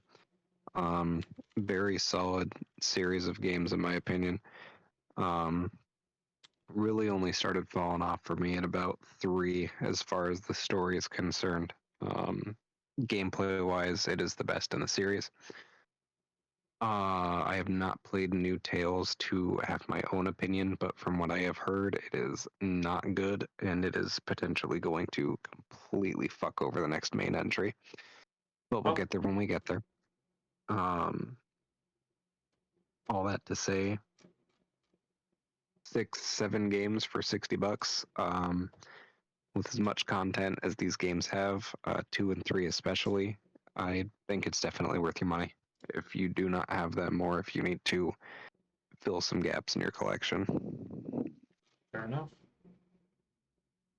As far as Borderlands 3 coming out on Switch, that game's gonna run like ass. It's gonna run like absolute ass, and I say this as someone who bought Borderlands 3 day one and played it day one on my PS4, my PS4 Pro in 2019. Um, Anyone who played Borderlands 3 on launch is gonna tell you how bad that fucker ran on every platform it released for, and it only got decent when they did the next gen upgrade. Um, so I don't see it running all that great on something that has the technical prowess of a PS3. Yup. I would love to be proved wrong, but I don't think I will be. Um, It's the equivalent of when they put out Borderlands 2 on the PS Vita, which also ran like shit.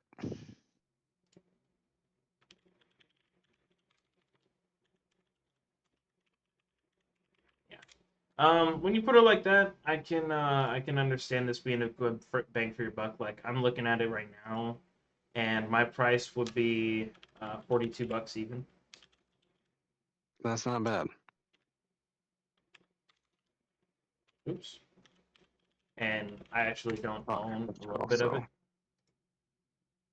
I also want to look now that we're talking about that. Because I was gonna do that the other day and then I never did.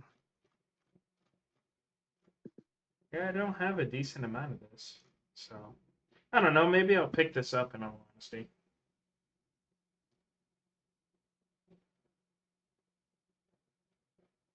It's not really giving me a link for it though.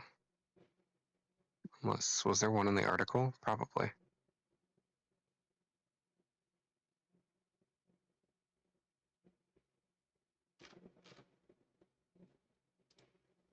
I don't know. It's not coming up on my Steam app.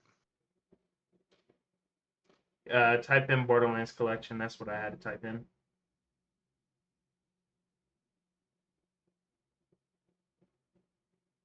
Oh, there it is. Yeah, it comes up weird. I think the keywords are all fucked up on the search bar. Probably. So, $32 for me. yeah, it's pretty solid.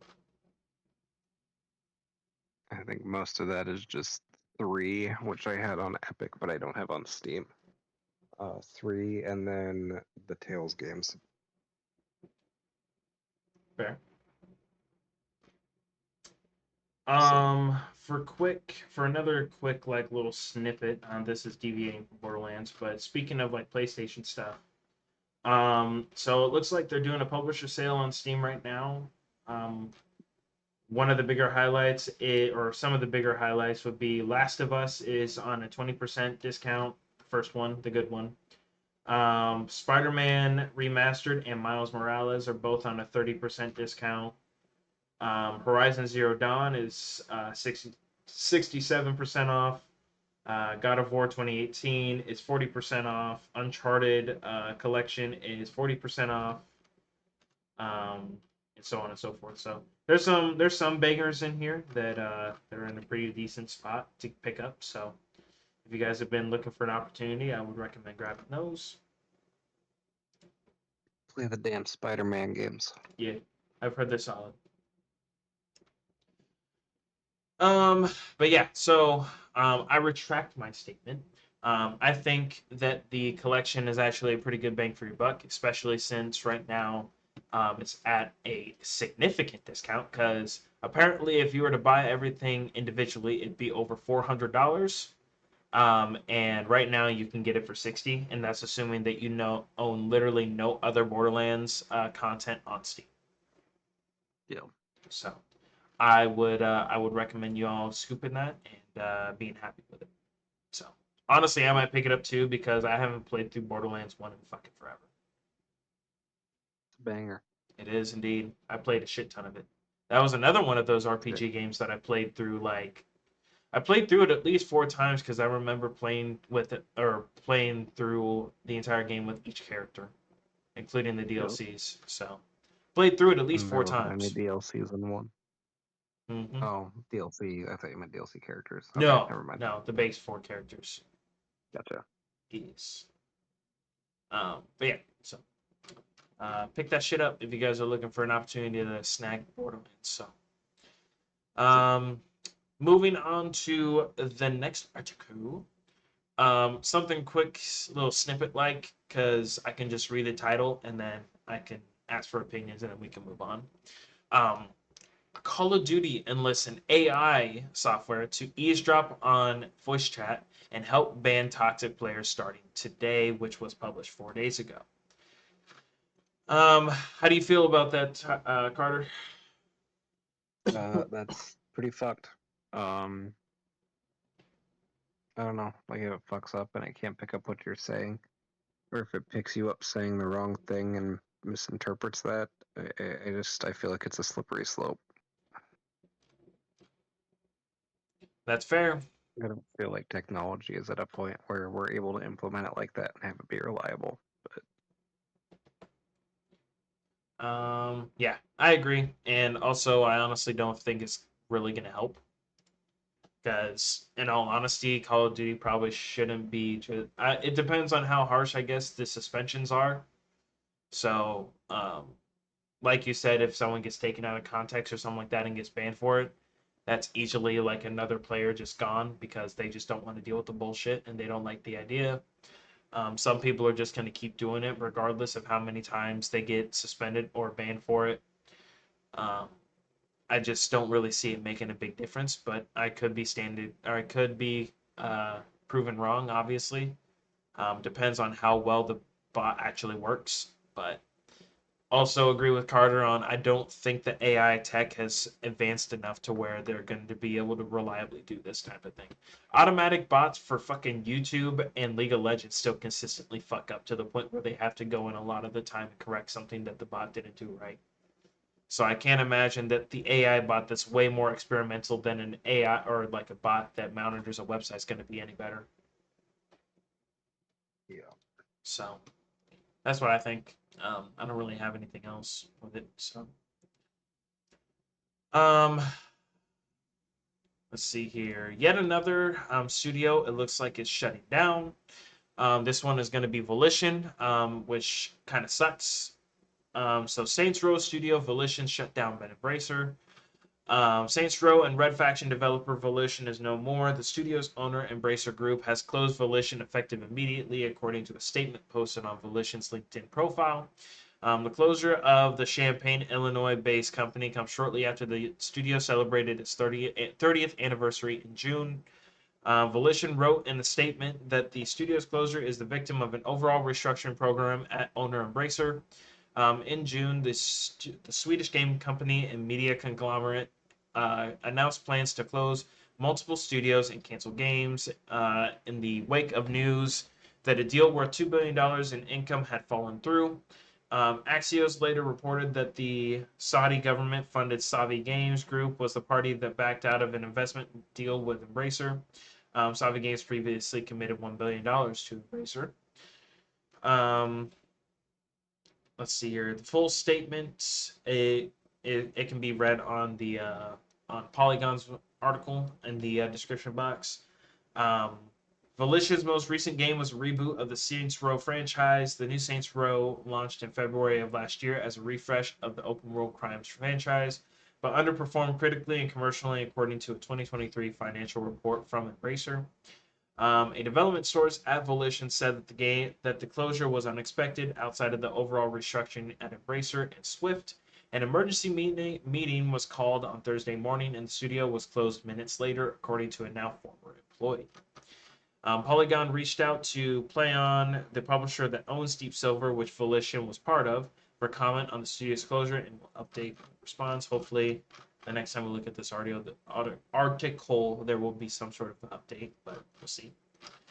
That sucks because as much as people hated the Saints Row game, I still think that Volition probably could have made a comeback and made the second one better. Um, Obviously the first one flopped, but I mean it happens. I don't think it flopped hard enough to where they couldn't warrant trying another time. What do you think, Carter?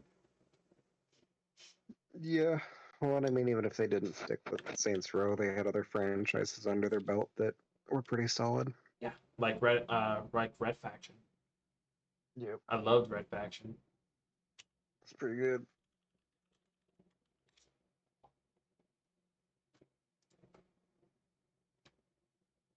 So, um, that sucks, and I hope that the employees that got let go get absorbed by a different company. Hopefully, Deep Silver can make some room at their main studio. Um, but yeah, Yep. it definitely sucks. It sucks. Let's see here. Moving on back to more PlayStation news. It looks like PlayStation Plus is getting a price jump. So Sony is raising the price of a 12-month PlayStation Plus subscription across all plans in September. Subscribers can expect to pay at least $20 more annually at the base level, known as PlayStation Plus Essential. They'll see bigger price hikes for extra and premium level subscriptions, including an additional $40 per year for the top tier PS Plus plan. Um, More specifically, the essential plan will be going from $79.99 per year, or going to $79.99 per year compared to $59.99. Plus extra will be going from $99.99 to $134.99, and PlayStation Plus Premium will be going from $119.99 to $159.99. So, what do you think about that, Carter? I don't feel like the current offerings that they have are enough to warrant that drastic of a price hike. And I do hope that they have something in the coming months to show that will offset that concern. Because currently I don't feel like, especially as far as like the classic titles that they've been like boasting about, I don't feel like they've done a very solid job of what they have provided so far. Fair. Like, you mean that they just haven't expanded the portfolio enough to warrant it, basically? Pretty much the prime example that I'm going to be using until they can show me that they are going to actually put games out. Um, Back when it launched last summer, I was pretty vocal about them porting over Ape Escape, giving it an HD remaster. Looked great, played great. I loved that. Um, Ape Escape's a great game. It's a great way to start off a legacy collection. Had no problems with that. They also do PSP games that come out every month, and they kind of pick them seemingly at random. There's a few bangers that are on there that I'm a pretty big fan of them doing. One PSP game that nobody expected them to do, because there was no need for them to do it, was the PSP re release of the original Ape Escape game that was already on the service. The PSP game, the one PSP game that we got for the month of August, was the PSP remake of the PS1 game that was already on the PlayStation Plus service.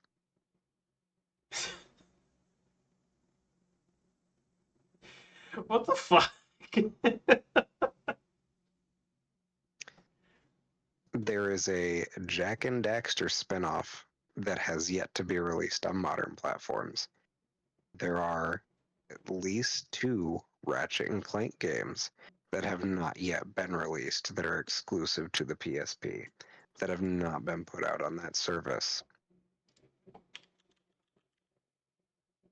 Like there is a Metal Gear Solid game exclusive to the PSP that has not yet been put out on that service. I like there was no fucking reason for them to do what they did. I don't understand their thought process behind picking the games for Yeah, that that's service fair. each month because especially this month it did not make any sense. That's fair. They definitely just threw a dart at a fucking on a spinning board and just said, "All right, well, deal's a deal."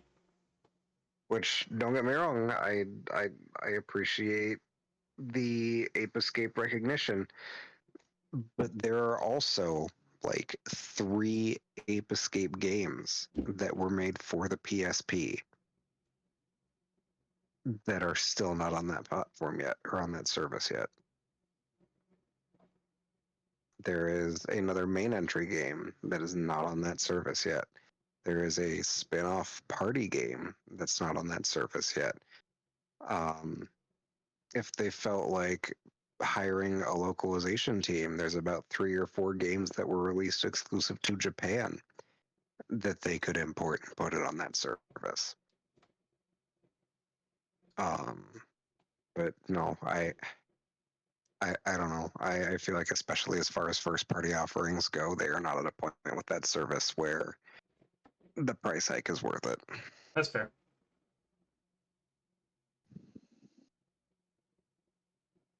Yeah. They definitely need to get good on that because they have a shit ton of games that they could be porting over and be like just bolstering their subscription plan to the point where people are just gonna be like, that's too good of a deal to pass up.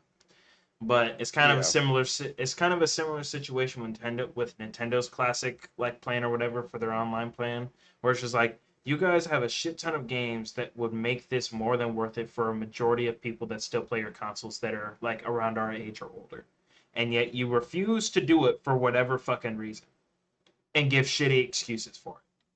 And then you expect people to pay even more on their subscription to get this poor catalog of classic games that nobody wants, or it's already on the platform, just already remastered or some shit. That doesn't make any sense. I don't understand how they think that's a viable business plan. Like, am I just being out battle IQ'd or something that I'm not understanding this? Because I just it just doesn't make any sense from a business standpoint to just reserve those for whatever fucking reason. yeah. Unless they have I like also upteen amounts of fucking remasters to get through or some shit like that. I also do want to kind of supplement what I have said about their offering. There was a second PSP game that they did put out on the platform this month as well. So I apologize for the misrepresentation. The second PSP game that they put on the platform this month was a game called Medieval Resurrection. Medieval was another very big game during the PS1 era. Medieval Resurrection is a reimagined version of the first Medieval game that was released on PSP. This game service also has the completely from the ground up reimagined PS4 version of Medieval that came out like 3 years ago. Amazing.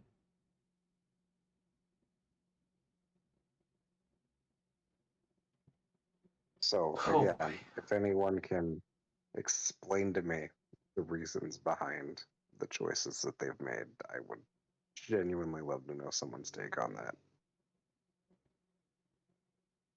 Yeah, I would love that as well. I'm gonna need some So I explaining. am I'm like I pulled this up to try and find like the last major first party game that they've put, or like the most recent first party game that they've put on this service for me to go, yeah, it's worth it. Um, I'm struggling to find what that is with this app. Um, but I do know if you started name dropping games, I could tell you whether or not they're on there. Like the front page of this catalog thing is showing like Ghost of Tsushima, Returnal, Spider-Man Miles Morales, and Death Stranding. I do know games that are not on there currently are the first Spider-Man PS4 game. Um, God of War Ragnarok is missing. I believe I want to say the most recent release that is a major like first party PlayStation game that is on this service is Ratchet and Clank Rift in Time, Hmm. which is like almost three. We're coming up on like 3 years, like 2.5 years, because that came out the first year of the PS5 life cycle. So yeah, Yikes. they're not like Game Pass where they just dump games on it day and day with the release date. No bueno. But yeah.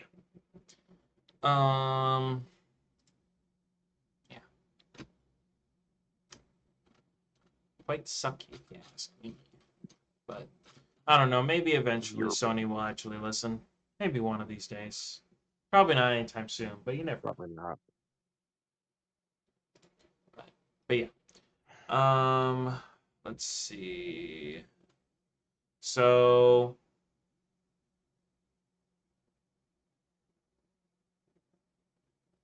we already know about this.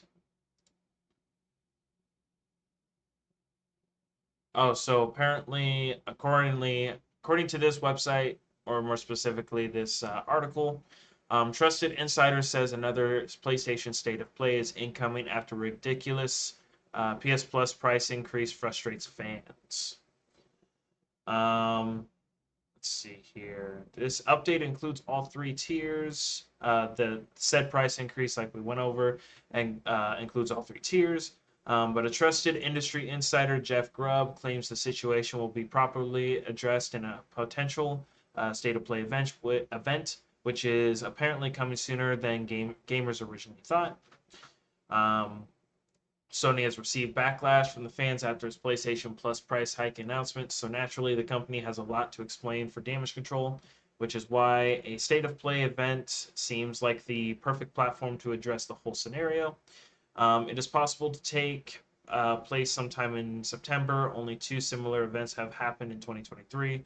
In addition to clarifications about the increased prices, fans are also looking forward to more information regarding upcoming PlayStation titles, especially the big ones releasing this fall. Earlier this year, in April, the previous PlayStation State of Play showcased the highly anticipated Final Fantasy XVI in all its glory, which came out just 2 months after the event. This was then followed by a proper PlayStation showcase in June, during which Sony revealed more details about its long-awaited titles and introduced Project Q, the initial name for a new PS handheld device. The event featured many different games, including the remake of the classic Metal Gear Solid Snake Eater, along with sharing exactly when titles like Alan Wake 2 and Assassin's Creed Mirage will become available to fans. The PlayStation Showcase 2023 also shared new trailers for sequels such as Dragon's Dogma 2 and Spider-Man 2. Bungie participated in the event, announcing that the studio will be bringing back the fan favorite first-person shooter IP Marathon. Don't know what the fuck that is. Um, with endless news about video games coming out literally every single day, showcases like these do not really grab the attention of gamers like they used to. However, after the latest update about the increased PlayStation subscription prices, people are genuinely looking forward to any comforting statements from Sony. Um, Fortunately, Jeff Grubb, an industry insider who has proven to be reliable with his claims in the past, has introduced that he has heard news about an upcoming State of Play event and that the price hike actually feels like a lead in for that. Check out the original post on the website here.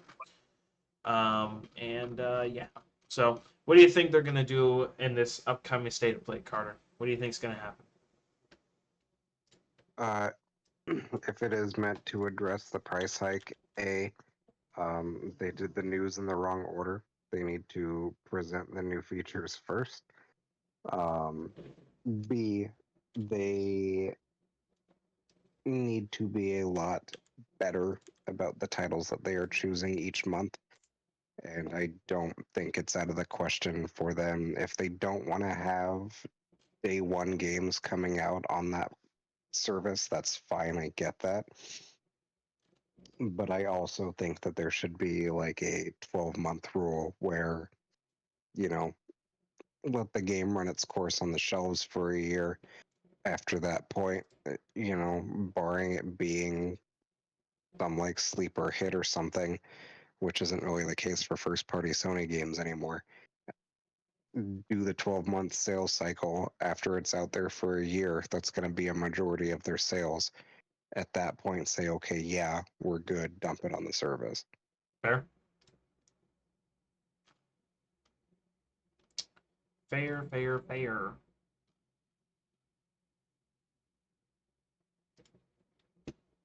But yeah, guess we'll see what they announce that is so great that warrants this price increase. They better be bringing back all the fucking fan favorites, otherwise people are gonna be mad still. Yeah. So, but yeah. So, moving on to the next one. Apparently, Nintendo has revealed a ton of Super Mario Bros. Wonder details. Why don't you fill us in on that, Carter? They did, and it made games fun again. The Super Mario Bros. Wonder Nintendo Direct revealed a ton of new gameplay details for the game, including information on its multiplayer, power-ups, and more. Presentation began with a trailer for the new game that introduced players to the Flower Kingdom, a different start from most Mario games' Mushroom Kingdom. Bowser is back as per usual, though, and instantly merges with the prince's castle to become a giant, spiky ball of doom. Nintendo then showed off the different areas in Mario Bros. Wonder's Flower Kingdom. 6 worlds circle the Petal Isles, giving players 7 areas to explore total, also including Pipe Rock Plateau, Fluff Fluff Peaks, Shining Falls, and 3 mystery areas. Players can move around the maps in a more traditional method from one level to another, though open areas also exist where players can take on levels in any order that they wish. A more direct courses menu has also been added, letting the players quickly return to levels once they have visited them. A full roster of 8 playable characters was also revealed, with Nintendo taking a new move in making Mario, Luigi, Peach, Daisy, and 2 Toads all play the same. For example, Luigi will no longer have his trademark high jump, nor Peach the ability to float. Yoshi and Nabbit are also playable, but these two work differently in that they cannot take damage. Yoshi also has his flutter jump and eats objects like in previous games. These characters, excuse me, these characters will come across talking flowers as they explore each level, being presented with everything from motivating advice, like onward and upward, to disturbing dark thoughts, like I wonder what Goombas taste like. They also outlined power ups featuring the fan favorite Elephant Mario, excuse me, and showed Luigi's, Peach's, and Toad's elephant forms as well. These chunks can use their trunks to attack enemies, destroy blocks with their raw power, store water in their trunks to spray out, and more. The bubble and drill power-ups were also revealed, and Nintendo reassured fans that the Fire Flower would be making its return as well. The bubble form lets players blow bubbles that can be used to capture and defeat enemies, or be jumped on to reach new areas, while the drill protects players from tougher enemies and can be used to burrow underground or drill down through some objects. The Wonder Flower, which is intrinsically tied to the wonder in the game's title and the flower in the Flower Kingdom, was also given a deep dive during the event. Though we saw a brief look in the reveal trailer, Nintendo showed that the bizarre wonder events can trigger with one of these flowers. Mario can turn into a Goomba, for example, or the level will warp in different ways, fill up with giant glowing bubbles, and more. Another feature that they showed off are badges, which serve as a perk system of sorts. These are upgrades unlockable throughout the game and add some major gameplay changes to each level. Safety Bounce stops players from falling in lava. Coin Magnet pulls coins towards the player. Jet Run adds endless speed, and so on. 4-player local co-op was also revealed for Super Mario Bros. Wonder, which looks very similar to previous Mario games. Online connectivity was also revealed, including what is essentially ghost mode data that comes with some extra gameplay benefits. Traditional online multiplayer was not revealed during the Nintendo Direct. Finally, Nintendo closed out the event by revealing a limited edition OLED Nintendo Switch based on Super Mario Bros. Wonder. The game was announced as the cherry on top of an already packed June Nintendo Direct as the latest and long anticipated Mario title.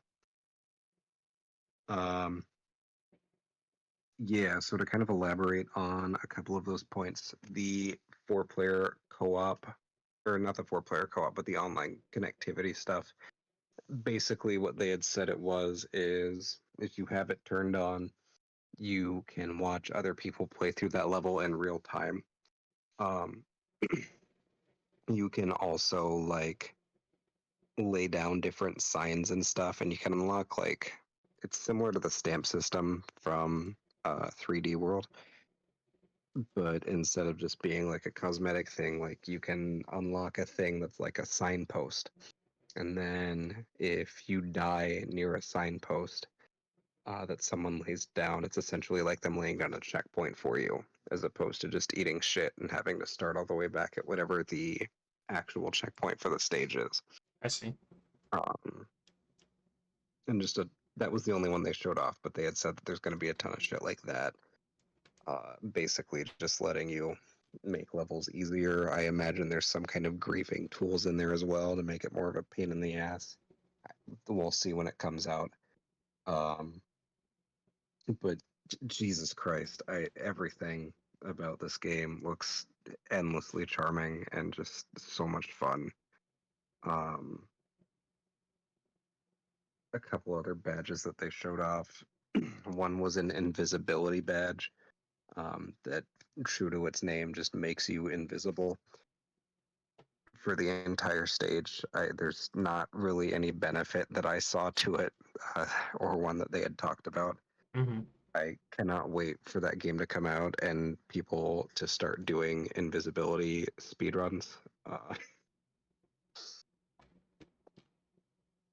It sounds funny. um, yeah, I just, God, the amount of shit that this game has, like, there's so much care and attention to detail and stuff. And there was another quick little snippet I posted in here as well. And it very clearly shows in watching the stuff that they're showing off for the game. Nintendo did come out saying that they put absolutely zero deadline during any development for this game. So like they literally just said we're gonna start making this. It'll be out when it's out. I And like it. the amount of care and ideas and just all this crazy shit that they're throwing in is it makes that so evident. Like you can very clearly tell that they did this on their own time. Which is good. Means no deadlines, Yeah. means no fucking cut corners. It means like whatever they did it purely through their passion, whether that's a good or a bad thing. Yep. There were no executives or fucking suits down their neck 24/7 trying to get them to go faster or anything. So, True. which honestly for Nintendo, for any other like dev, you could just simply say, well, whatever shortcomings the game has, they don't really have anyone to blame but themselves. But in Nintendo's case, I would just like, especially for a IP that they care about as much as Mario, I can definitely say that with them giving them that type of like zero deadline shit, you already know this game's going to be super quality. True. So if it was any other dev, basically I'd be like, that doesn't really mean much. But I usually give Nintendo a benefit of the doubt when it comes to IPs that they actually give a shit about. So that sounds good. Sounds like some new interesting features that they're going to be putting in the games. That I can't really say any of that's bad. So I hope the game becomes a banger as much as everyone thinks it's going to be. So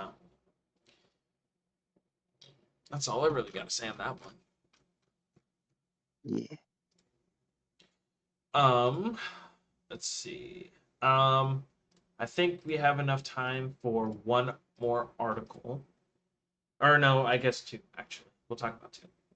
So, Boom. the first one I want to talk about was, I guess, the Borderlands. So, continuing on some Borderlands news, Borderlands Month of Mayhem has officially started. So, during the month of Mayhem, get rewards in multiple Borderlands games and enjoy the return of the Loot the Universe mini event in Borderlands 3. Um, let's see here. Clear your calendars, Vault Hunter, drop your pod. Your drop pod just crash landed into the month of mayhem. We're celebrating all things Borderlands this month with 4 weeks of rewards, including golden keys, diamond keys, and in-game weapons across the Borderlands looter shooters, alongside the return of the fan favorite Loot the Universe limited time mini event Borderlands 3. September 2023 is a very special month for the Borderlands franchise, making the 11-year anniversary of Borderlands 2 and the 4-year anniversary of Borderlands 3. Whether you're a longtime fan or a series newcomer, you can snag every Borderlands game to date with the Borderlands Collection Pandora's Box, now available on PC via Steam, Xbox, and PlayStation.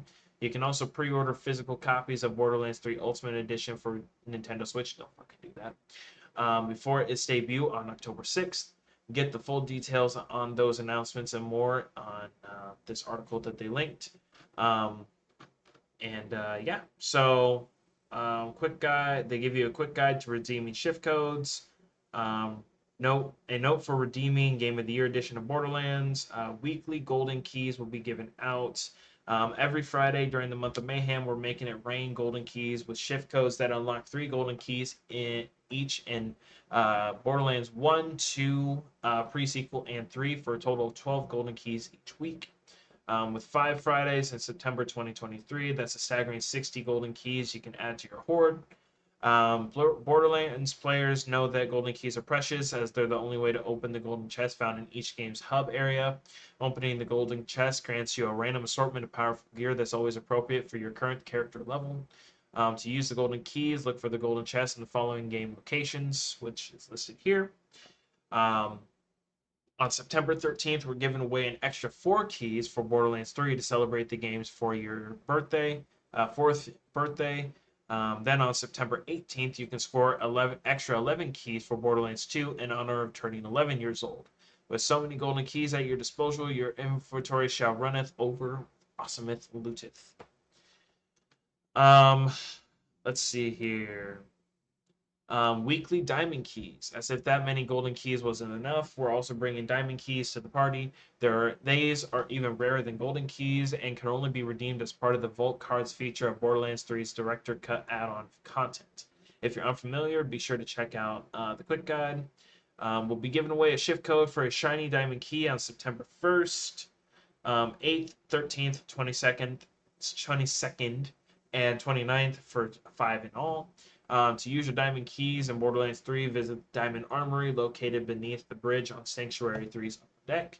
Just be ready to sift through the resulting onslaught of loot as quickly as you can before the timer runs out. If you're new to Borderlands 3 or rolling a new Vault Hunter, the power level of the gear you'll find in the Diamond Armory is going to greatly accelerate your progression.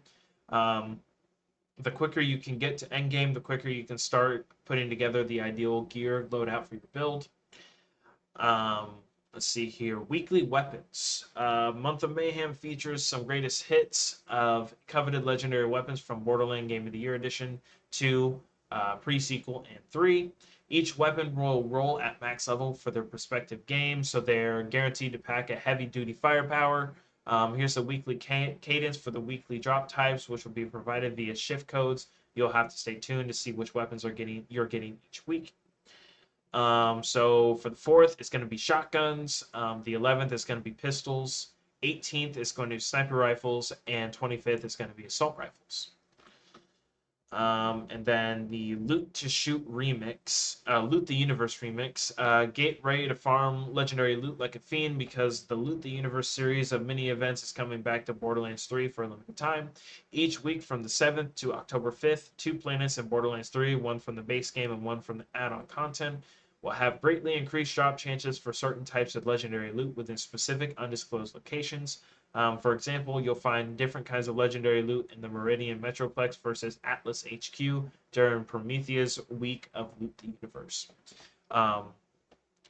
It'll be up to the Borderlands community to collectively figure out each week's hotspots and chase after the most coveted pieces of loot. As before, each planet's affected zones have their own dedicated legendary weapon type, which would be pistol, shotgun, SMG, AR, sniper rifle, or heavy. And may also have increased chances for legendary gear types, class mods, artifacts, shields, and grenade mods. The schedule is going to be September 7th to 14th. It will be Eden 6 in Gehenna. 14th through the 21st is going to be Promethea and the Handsome Jackpot. Or Handsome Jackpot. The 21st to the 28th is going to be Pandora and Xylurgos. 28th through October 5th will be Necrotafeo and Krieg's Mind. So all of those goodies should be happening all throughout September, so keep an eye out for that if you guys are still playing Borderlands games. And then the last one that I thought would be interesting is Kotaku came out with an article stating the month of games that's going to be happening. So fall days are nearly upon us with that, and a whole calendar month of new game releases to check out. Yes, there's one particularly large spacey game that's likely to be sopping up yours and everyone else's time, but this month is so much more than just shooting off to the stars. With the release of Baldur's Gate 3 on PS5, the highly anticipated launch of Cyberpunk 2077's first and only DLC, and yet another way to play Final Fantasy VII, there's something for just about everyone coming out in September. Let's see here. September 5th is going to be Chants of Sennaar. September 5th also is going to be Rune Factory 3 Special. September 6th, obviously, Starfield. Baldur's Gate 3's PS5 release is going to be on the 6th. So on and so forth. Wait, that's not a really big list. I figured the list would be a lot bigger than that. Okay. What do you think about those two articles? I mean, yeah, the Borderlands event, if you are looking for something to do once you do scoop that collection that we talked about, or if you've already got it and you're just wanting to go back in, a lot of cool shit there, a lot of loot. Um, I mean, as far as the games coming out this month, we've already kind of talked at length about Starfield tonight. Um, Baldur's Gate 3 finally coming out on consoles. If you do not have a platform to play Starfield, but you've got a PlayStation, I would say that's a pretty solid alternative.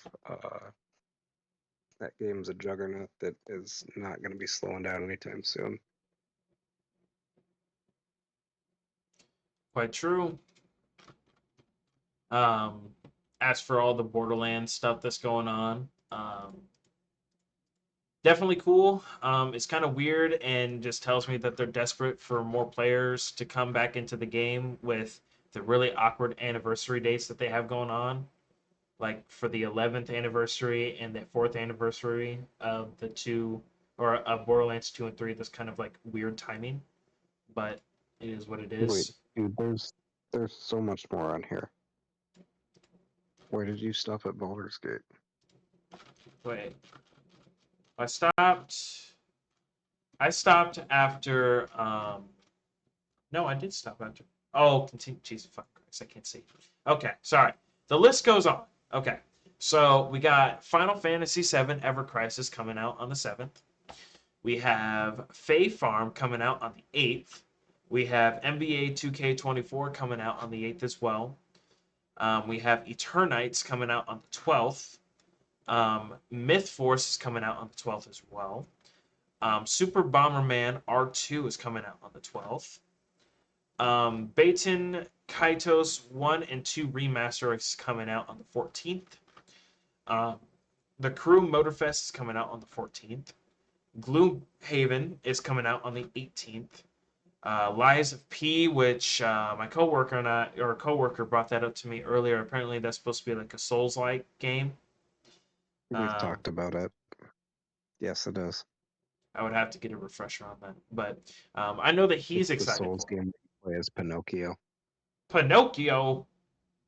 That's lit. Yes. But yeah, Lies of P is going to be coming out on the 19th. Mortal Kombat 1 comes out on the 19th. Party Animals comes out on the 20th. Warhaven comes out on the 20th. Witchfire, it comes out on the 20th as well. Payday 3 comes out on the 21st. EA Sports FC 24 comes out on the 22nd.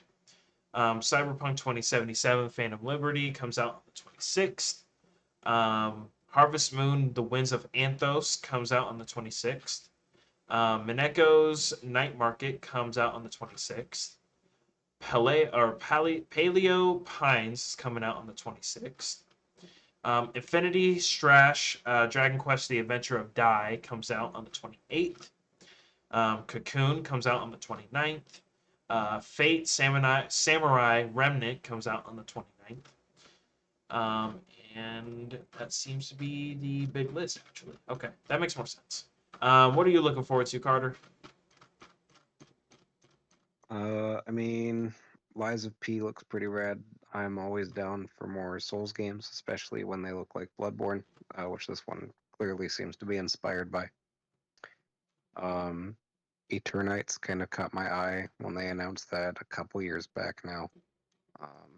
The team themselves kind of pitched it as being pretty heavily Persona inspired, so we'll see how that plays out. Myth Force was one that I called out when they showed it out in the direct last month.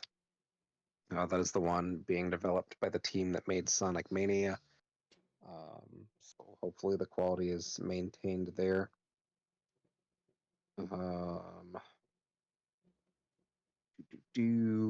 We'll see how Mortal Kombat goes. I don't usually buy fighting games, but if it looks interesting, I may buy it after they start giving out the first season or so worth of content with it instead of having to pay for it as it comes out. Payday 3 also looks pretty rad. We will see whether or not Phantom Liberty can save Cyberpunk at this point and go from there. But I think that's about all I got on my radar. Fair enough. Um, let's see. Um, Witchfire could be interesting. Payday 3 may be able to catch my attention this time around. I know 2 didn't really do anything for me, but to be fair, it was a very limited exposure, and I also wasn't on the greatest PC, so it didn't run the best. So that kind of hampered my experience. Mortal Kombat 1 is definitely on my radar. I will be looking at that in depth and possibly picking that up. The Crew Motorfest, I've been looking for new racing games, so that could pick up the or tickle the interest on that. Depends on how the game runs and what it looks like, what the gameplay loop is, and such. Let's see. I definitely want to get into the Final Fantasy VII remakes. I've been hearing they're really solid, so hopefully Crisis is good. Let's see. Obviously, Phantom Liberty. I played through the base game. I enjoyed it for what it was. Obviously, it had some really bad bumps in the road, but right now it's fairly stable. It's a good experience to play. So I'm hoping the Phantom Liberty just kind of like complements that versus hampering it. Um, let's see. I think that's it actually. So yeah, all the others are kind of just like slice of life slash like simulator games or carefree games that I don't really care for. So nothing to knock against them. It's just like that's just not the type of game that I'm into. So X. yes. So so yeah. And obviously also Starfield. Starfield is definitely also on my list too. It's just a question of when I get around to it because I want to be Armored Core all the way through before I grab it.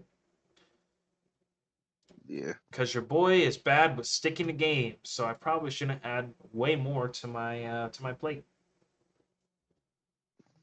So Yeah.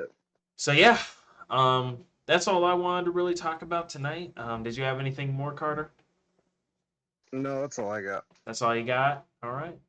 Well Yep. then, I think we'll go ahead and end this podcast episode. Before you guys click off, make sure to subscribe, make sure to comment, make sure to like the video. All those things help us in the algorithm. Help us out, lads. Make sure to go and drop a join to our server on Discord. That's where we try to interact with fans or just like people of the community. That's where we also try to encourage people to put more articles in. That way we can talk about them on the podcast. Make sure to go and follow the socials on the in the description box as well. Those will give you updates for the streaming updates that we have, or just YouTube related updates, um, as well as give you links to our streaming channels. And then obviously all the articles will be listed below. So that's all we got for y'all tonight. Have a great night. Peace.